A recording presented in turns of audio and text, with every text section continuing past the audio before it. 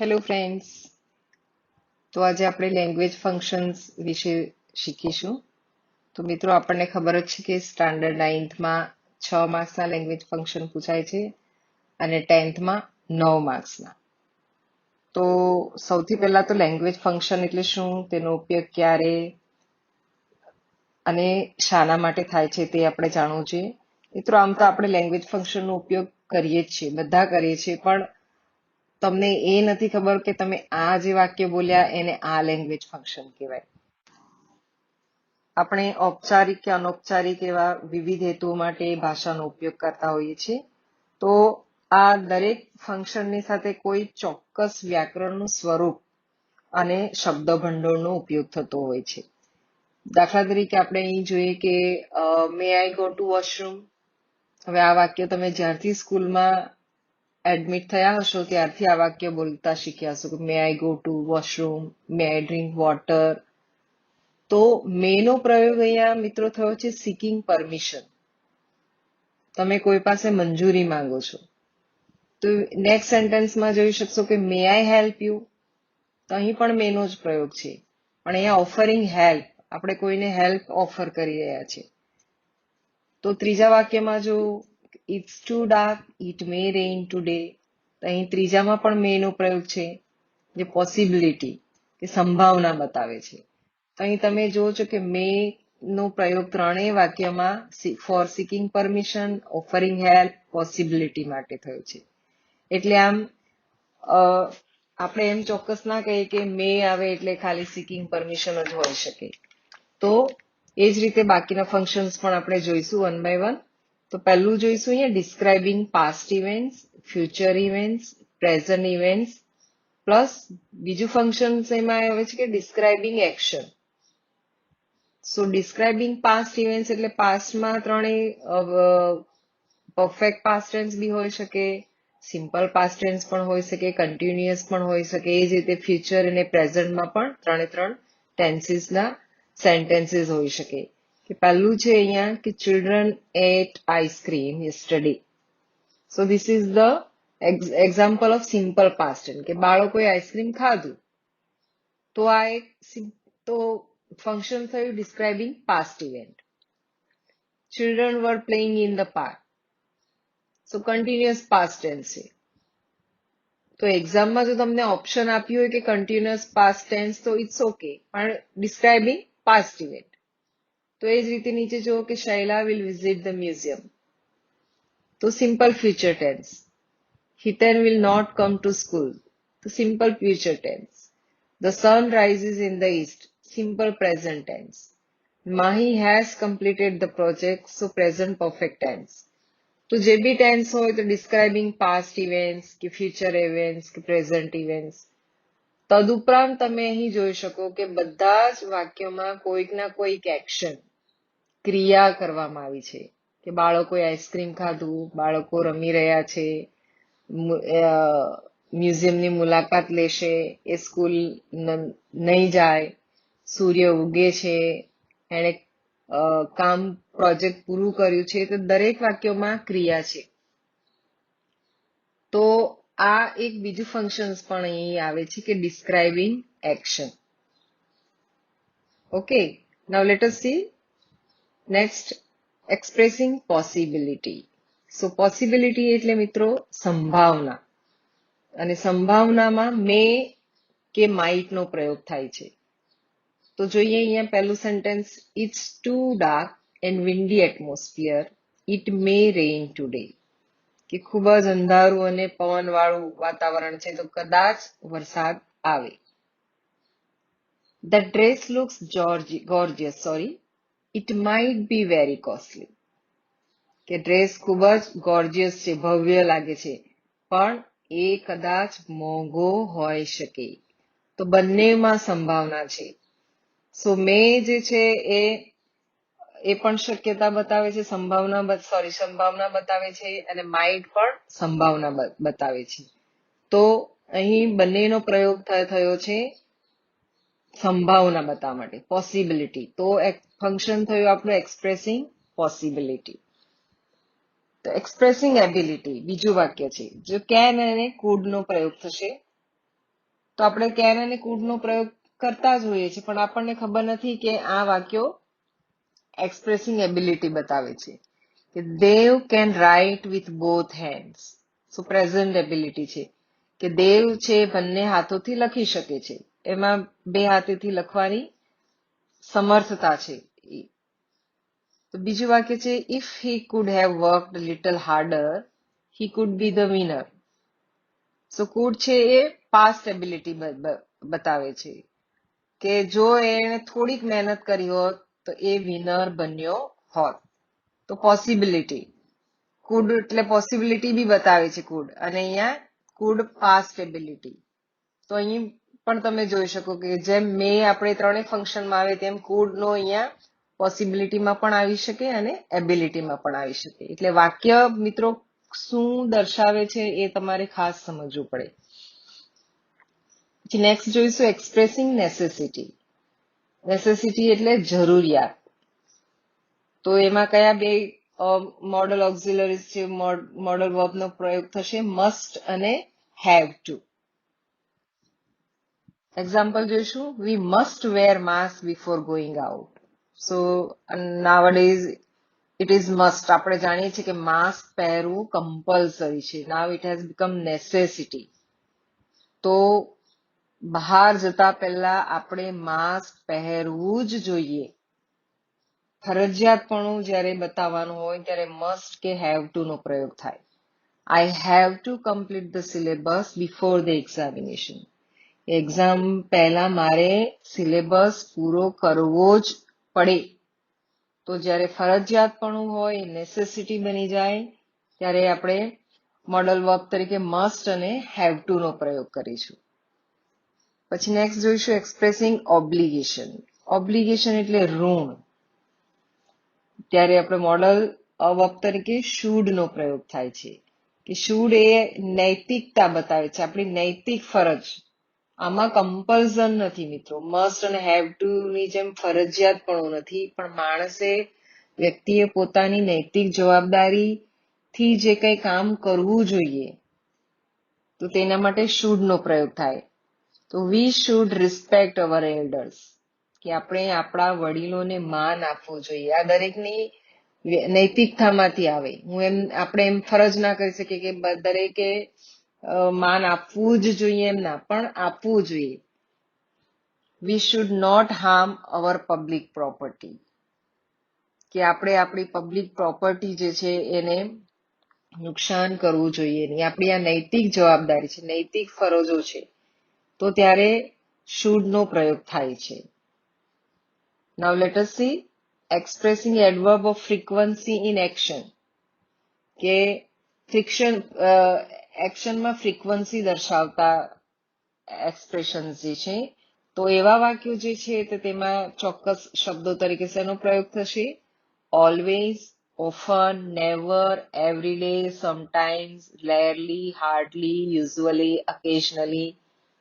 તો આ શબ્દોનો જ્યારે પ્રયોગ થાય છે ત્યારે એડવર્બ ઓફ ફ્રીક્વન્સી બતાવે છે. એક્શન ક્યારે ક્યારે થાય છે તો એ દર્શાવે છે. તો આપણે મિત્રો જાણીએ છીએ કે ઓલવેઝ ક્યારથી યુઝ કરીએ છીએ? Every day, never, ever, sometimes. તો આ દરેક જણા આ શબ્દોનો ઉપયોગ કરીએ છીએ, પણ આપણને એ ખબર નથી કે આવા શબ્દો વાળા જયારે વાક્યો આવે તે એડવર્બ ઓફ ફ્રીક્વન્સી બતાવે છે કે ક્રિયા ક્યારે ક્યારે થઈ, એક્શન ક્યારે ક્યારે થયું તે બતાવતા જયારે વાક્ય હોય, આ શબ્દોનો યુઝ થયો ત્યારે આ ફંક્શન થયું કહેવાય. તો ઉદાહરણો જોઈએ. Mona always brings fruits in her lunch box, કે હંમેશા ફ્રૂટ્સ એના લંચ બોક્સમાં ફ્રૂટ્સ લાવે છે. We occasionally go to the temple. Occasionally એટલે પ્રસંગોપાત. આપણે જાણીએ છીએ રોજ મંદિરે જતા હોતા નથી, કે જન્મદિવસ હોય, એક્ઝામ હોય, અથવા તો ક્યારેક પેરેન્ટ્સ ફોર્સ કરે કે આજના દિવસે જવું જોઈએ, તો પ્રસંગોપાત આપણે જતા હોઈએ છીએ. તો we occasionally go to the temple. Naman often goes for swimming. Often so ઘણી વાર. તો આ થયા adverb of frequency in action. હવે expressing adverbs of manner. Manner એટલે કે ક્રિયા કઈ રીતે થઈ. તો તેમાં કયા શબ્દોનો પ્રયોગ થશે? Slowly, carefully, sweetly, loudly, easily, carefully. Adverbs નો પ્રયોગ થાય છે, ક્રિયા વિશેષણ. તો આપણે જોઈશું sentence. Sayali sings beautifully. The girls ran proudly. Beautifully, proudly. તો જે ly એડજેક્ટિવ ની પાછળ ly આવે છે તો એ એડવર્બ બને છે મોટે ભાગે. તો આવા જે શબ્દો આવે છે એડવર્બ્સ ઓફ મેનર બતાવે છે અને ફંક્શન છે expressing adverbs of manner. Now expressing emotion. Emotion એટલે લાગણી વ્યક્ત કરતા શબ્દો. આપણે કોઈક ઘટના જોઈએ કે કોઈક વાત સાંભળીએ કે કંઈક વાંચીએ તો તરત આપણા મનમાં રિએક્શન આવે. એને લગતા સરસ સીન જોઈએ તો આપણે એમાં ખુશીનો ભાવ આવે.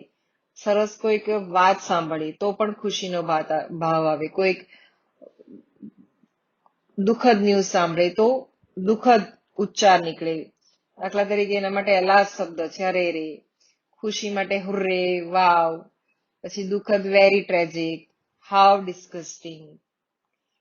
તો હાવ ડિસ્ગસ્ટિંગ એટલે અણગમો વ્યક્ત કરતું, વિચિત્ર, ચિત્રી ચડે એવું. નાઇસ. તો જે કંઈ કોઈક સારી ખોટી વસ્તુઓ જોઈને કે વાતો સાંભળીને આપણા તરત જ આપણે રિએક્ટ કરતા હોય છે, મનમાં જે ભાવો ઉત્પન્ન થતા હોય છે, તો that is called expressing emotions. કે હુર્રે વી વોન ધ મેચ. તો અહીંયા મિત્રો એ પણ થાય કે એક્સપ્રેસિંગ જોય. ઇમોશન ના આપ્યું હોય તો અહીંયા એમ પણ આપ્યું સીધું ફંક્શન કે એક્સપ્રેસિંગ જોય કે એક્સપ્રેસિંગ હેપીનેસ. તો આ પણ તમારે યાદ રાખવાનું. પછી એલાસ શી કુડન્ટ ફાઇન્ડ હર કપ્સ. કે અરે રે તે પોતાના બચ્ચાને શોધી શકી નહીં. તો આ દુઃખદ છે, unhappiness. What a nice idea. તો અહીંયા એક્સપ્રેસિંગ ઇમોશન તો છે જ, પણ આપણે કોઈકની પ્રશંસા પણ કરીએ છીએ કે કેટલી સરસ યુક્તિ. તો અહીંયા કોઈકની પ્રશંસા કરતા શબ્દો છે. We are very much proud of our soldiers. તો આપણને આપણા સૈનિકો પ્રત્યે ગર્વ છે. આપણા આ ઇમોશન છે, મનની લાગણી છે. How stupid is. એ કેટલો મૂર્ખ છે. તો આવા જ્યારે દુઃખના, ખુશીના, પ્રશંસાના, અણગમાના જે મનોભાવો પ્રગટ કરતા જે વાક્યો છે એ એક્સપ્રેસિંગ ઇમોશન્સમાં આવશે. હવે જોઈશું એક્સપ્રેસિંગ નાઇસટીઝ ઓર પ્લેઝન્ટ્રીઝ. તો ફ્રેન્ડ્સ, આપણે જાણીએ જ છીએ કે અંગ્રેજી ભાષા એ ખૂબ જ શિષ્ટાચારવાળી અને નમ્રતા ધરાવતી ભાષા કહેવાય છે. આમે ઇટ ઇઝ કોલ્ડ જેન્ટલમેન્સ લેંગ્વેજ. કારણ કે ઇંગ્લિશમાં એટલી બધી પોલાઇટનેસ જોવા મળે છે કે લોકો વાતે વાતે thank you, sorry, excuse me આવા વાતચીતમાં આવા એક્સપ્રેશન્સ બોલતા હોય છે. એટલે જ્યારે પણ વાતચીત દરમિયાન nice to meet you, have a nice time ના પાડવા માટે પણ એટલી જ નમ્રતાથી ના પાડે છે કે sorry, I can not attend the party, I am afraid, this is not true. તો આવા એક્સપ્રેશન્સ જ્યારે ઇંગ્લિશ ભાષામાં યુઝ થાય છે તો એ પ્લેઝન્ટ્રીઝ કે નાઇસટીઝ દર્શાવે છે. તો આપણે જાણીએ છીએ કે આપણી ગુજરાતી ભાષામાં આવા એક્સપ્રેશન બહુ જ ઓછા છે, પરંતુ ઇંગ્લિશમાં આવા જ્યારે પણ એક્સપ્રેશન્સ યુઝ થાય તો એને કહેવાય એક્સપ્રેસિંગ નાઇસટીઝ કે પ્લેઝન્ટ્રીઝ. So let's see examples here. So first one is, so congratulations for your grand success. I am afraid this is not true. મિત્રો, I am afraid નો પ્રયોગ આગળ પણ મેં એકવાર સમજાવ્યો હતો કે I am afraid એટલે હું ડરી ગયો એમ ના થાય, કે હું ડરી ગઈ એમ ના થાય.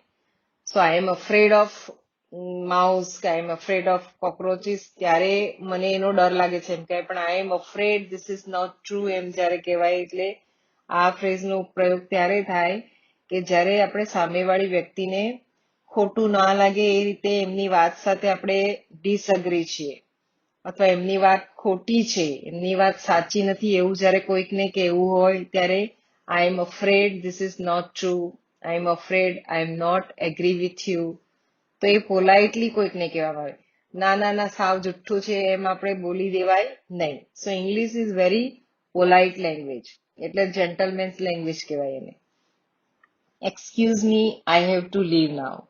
આપણે બધા બેઠા હોઈએ ને આપણે જવું હોય, ફોન આવે આપણો, તો એક્સક્યુઝ મી આમ બોલવું પડે. તો આ જે પોલાઇટનેસ દર્શાવતા શબ્દો છે એનો જ્યારે પ્રયોગ કરીશું ત્યારે એક્સપ્રેસિંગ નાઇસટીઝ કે પ્લેઝન્ટ્રીઝ. વિશ કરતા શબ્દો છે બધા જ good morning, all the best, have a nice time, nice journey, તો બધા જ આમાં સમાવેશ થશે. પછી નેક્સ્ટ જોઈશું કમ્પેરિંગ થિંગ્સ, પર્સન, પ્લેસ. તો કમ્પેરિંગ થિંગ્સ ઓર પર્સન ઓર પ્લેસ, તો આમાં મિત્રો ડિગ્રીઝ ઓફ કમ્પેરિઝનનો પ્રયોગ થાય છે. હવે આપણે ડિગ્રીઝ ઓફ કમ્પેરિઝન શીખી ગયા, 3 ડિગ્રી. તો 3 ડિગ્રીમાંથી કોઈ પણ ડિગ્રીનો પ્રયોગ થયો હોય તો એ થશે તમારું કમ્પેરિંગ થિંગ્સ કે પર્સન કે પ્લેસ. તો અહીં પહેલું સેન્ટેન્સ છે, the child is as tender as a flower, કે બાળક ફૂલ જેટલું જ કોમળ છે. તો અહીં એઝ પછી એડજેક્ટિવ અને એઝ નો પ્રયોગ થયો છે. તો આ થઈ આપણી પોઝિટિવ ડિગ્રી. હવે તમારે કઈ ડિગ્રી છે લખવાની જરૂર નથી. કમ્પેરિંગ ચાઇલ્ડ છે એટલે પર્સન આવી ગયું. The Narmada is bigger than the Tapi. So અહીંયા બિગર ધેન આવ્યું, તો ઇટ ઇઝ કમ્પેરેટિવ ડિગ્રી, કે નર્મદા તાપી કરતા મોટી છે. Himani sings more beautiful than her mother, કે હિમાની એની માં કરતા પણ સુંદર ગાય છે. સો અહીંયા મમ્મી સાથે કમ્પેરિઝન છે, મમ્મી કરતા સારું ગાય છે, તો એ પણ થયું તમારું comparative degree. And the Statue of Unity is the biggest monument in the world. The biggest, સૌથી મોટું, તો સુપરલેટિવ ડિગ્રી આવી. My village is more peaceful than this city, કે મારું ગામ આ શહેર કરતા ખૂબ જ શાંત છે. 3 ડિગ્રીનો પ્રયોગ થયો છે. તો કોઈ પણ ડિગ્રી નો પ્રયોગ થયો હોય, આપણે કમ્પેર અને જે વસ્તુ થઈ હોય, કમ્પેરિંગ થિંગ્સ હોય તો થિંગ્સ, પ્લેસ હોય તો પ્લેસ, અને પર્સન હોય તો પર્સન. તો મિત્રો હવે આની સાથે જ મળતી આવતી ડિગ્રી જે ફંક્શન છે જે છે ડિસ્ક્રાઇબિંગ ઓર સ્પેસિફાઈંગ થિંગ્સ, પર્સન ઓર પ્લેસ. બંને બહુ જ સરખી છે મિત્રો. એટલું ધ્યાન રાખવાનું કે કમ્પેરેટિવ ડિગ્રીઝ નો પ્રયોગ થયો હશે ત્યારે કમ્પેરિંગ થિંગ્સ થશે કે પર્સન થશે કે પ્લેસ થશે. હવે ડિસ્ક્રાઇબિંગ હોય કે સ્પેસિફાઈંગ હોય તો આપણે જોઈશું જ્યારે થિંગ્સ હશે ત્યારે ધેટ કે વિચ નો પ્રયોગ થશે. પર્સન હશે ત્યારે હુ, હુમ કે હુઝ કે ધેટ નો પ્રયોગ. પ્લેસ હશે ત્યારે વેર કે વિચ કે ધેટ નો પ્રયોગ થાય. અને સ્પેસિફાઈંગ થિંગ્સ, પર્સન્સ કે ટાઈમ હોય ત્યારે પ્રિપોઝિશનનો ઉપયોગ કરવામાં આવે છે. તો આ બીજા ફંક્શન્સ આપણે હવે નેક્સ્ટ ઓડિયોમાં જોઈશું. તો હમણાં સુધી આ જેટલા પણ ફંક્શન્સ છે એને તમારે ફરીથી રિવિઝન કરી લેવાનું અને ફંક્શન્સ યાદ રાખવા પ્રયત્ન કરવાનો.